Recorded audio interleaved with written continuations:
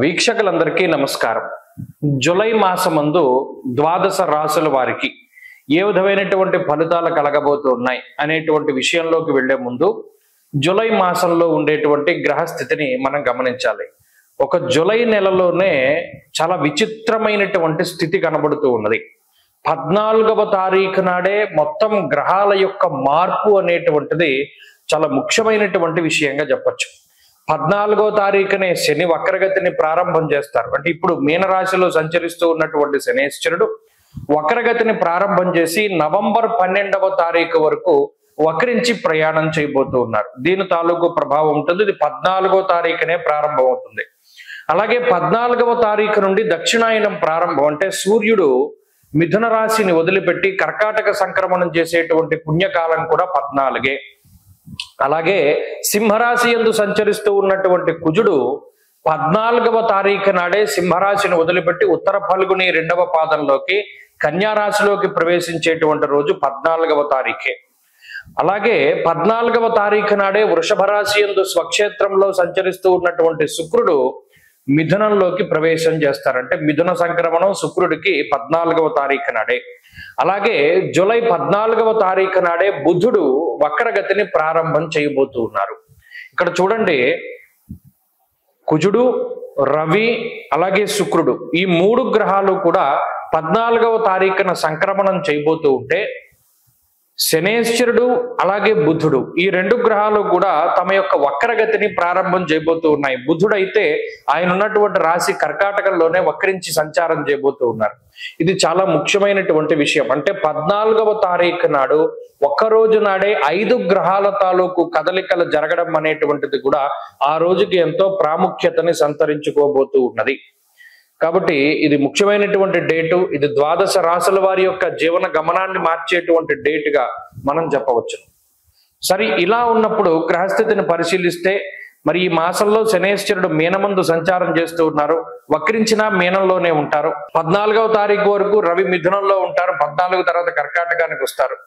అలాగే రాహుకేతువులు కుంభరాశి యందు సింహరాశి యందు సంచారం చేస్తూ ఉన్నారు. కుజుడు 14 వరకు సింహమందు తదుపరి కన్య యందు సంచారం చేస్తారు. అలాగే రవి యొక్క సంచారం కూడా 2 రాశుల్లోనే ఉంటుంది. ఇలా ఇటువంటి గోచార పరిస్థితి దృష్ట్యా ద్వాదశ రాశుల వారికి మనం ఉండేటువంటి ఫలితాలను కూడా, అలాగే ఇంకొక ముఖ్యమైనటువంటి విషయం ఏంటి అంటే ఈ జూలై నెలలోనే గురుమౌఢ్యమి అనేటువంటిది కూడా వెళ్ళిపోబోతూ ఉన్నది. ఆల్మోస్ట్ జూన్ నెలలో వచ్చినటువంటి ఈ గురుమౌఢ్యమి కొంతకాలం పాటు ఉన్నది. ఆ గురుమౌఢ్యమి జూలై 7వ తారీఖు తోటి వెళ్ళిపోతూ ఉన్నది. ఈ గురుమౌఢ్యమి వెళ్ళిపోయినా కూడా ఆషాఢ మాసం కాబట్టి ఇది శూన్యమాసము అంటారు. ఈ శూన్యమాసంలో ఏ విధమైనటువంటి శుభ కార్యక్రమాలు చేయకూడదు. అంటే వివాహాది ఉపనయనాది క్రతువులు, శంకుస్థాపనలు అంటే గృహారంభాలు, గృహప్రవేశాలు ఇలాంటివి కూడా చేయకూడదు. అలాగే ఈ మాసానికి ఇంకొక ప్రాముఖ్యత ఉన్నది. ఏమిటి అంటే మాస శివరాత్రి, ఆరుద్ర నక్షత్రం 2 కూడా కలిపొచ్చేటువంటి మాసం ఈ మాసం.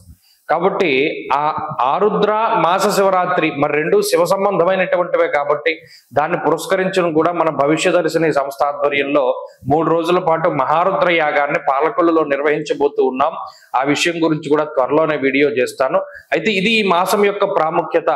అలాగే ద్వాదశ రాశుల వారికి కూడా ఈ మాసంలో ఏ విధమైనటువంటి ఫలితాలు కలగబోతున్నాయో కూడా మనం ఇప్పుడు తెలుసుకుందాం. మకర రాశి వారికి జూలై నెలలో ఉండేటువంటి గ్రహస్థితిని గమనిస్తే అష్టమ కుజుని యొక్క దోషం తొలగిపోతూ ఉన్నది. ఇది చాలా గొప్ప విషయంగా చెప్పవచ్చు. ఈ కుజాష్టమం తొలగిపోవడం ద్వారా చాలా మంచి జరుగుతుంది. అలాగే శనేశ్వరుడు వక్రించి సంచరించబోతూ ఉన్నారు. ఇది కొంత మనం గుర్తుపెట్టుకోవాల్సినటువంటి విషయం. 2వ స్థానమందు రాహు యోగిస్తున్నారు. శుక్రుడి బలం ఉంది. బుధుడు వక్రించి కొంత ఉపకారిగా ఉండబోతూ ఉన్నారు. అలాగే రవి బలం తగ్గుతూ ఉన్నది. కాబట్టి ఇక్కడ ప్రధానంగా ఈ మాసంలో అంత ఇబ్బందికరమైన పరిస్థితులు లేవు. అలానే అంత మంచి అంటే మనకి ఏదైనా పెద్దగా అనుకూలిస్తుంది, మెరాకిల్స్ జరుగుతాయి అన్నది లేదు. శని వక్రించడం అన్నది ఒకంత మంచి ఒకంత చెడు, 2 మిశ్రమంగానే ఉన్నాయి. ఏలినాటి శని మళ్ళీ వస్తుందని కాదు, ఎందుకంటే శని మరలా 2వ స్థానానికి రావడం లేదు.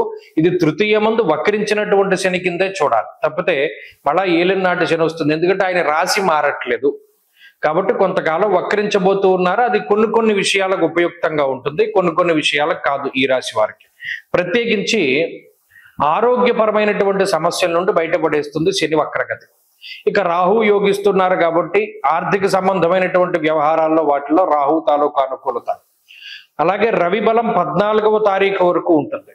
ఇక్కడ ఇంకొక గొప్ప విషయం ఏంటి అంటే అసలు గ్రహాలు అనుకూలించినా అనుకూలించకపోయినా మనల్ని ఇబ్బంది పెట్టే స్థితి నుండి బయటికి వెళ్ళిపోతే వచ్చే ప్రశాంతత చాలా ఎక్కువ. అష్టమ కుజుడి యొక్క దోషం పోవడం అనేటువంటిది గొప్ప రిలీఫ్. జూన్ నెల 7వ తారీఖు దగ్గర నుండి కుజాష్టమం అనేటువంటి దాని ద్వారా అటు ఆర్థిక సమస్యలు, ఆరోగ్య సమస్యలు, మానసికమైనటువంటి సమస్యలతోటి మకర రాశి వారు బాధపడుతూ ఉన్నారు. ఇప్పుడు ఆ దోషం తొలగిపోవడం ద్వారా కూడా కొంత మానసిక ప్రశాంతత, కొంత వెసులుబాటు లభిస్తూ ఉంటుంది. ఇది గొప్ప విషయంగా చెప్పచ్చు. ఇకపోతే ఈ రవి యొక్క బలం ఉన్నన్ని నాళ్ళు కూడా షష్ఠైరవవు సుసౌఖ్యాదిని, సౌఖ్యవంతమైన రోజులు ఉంటాయి.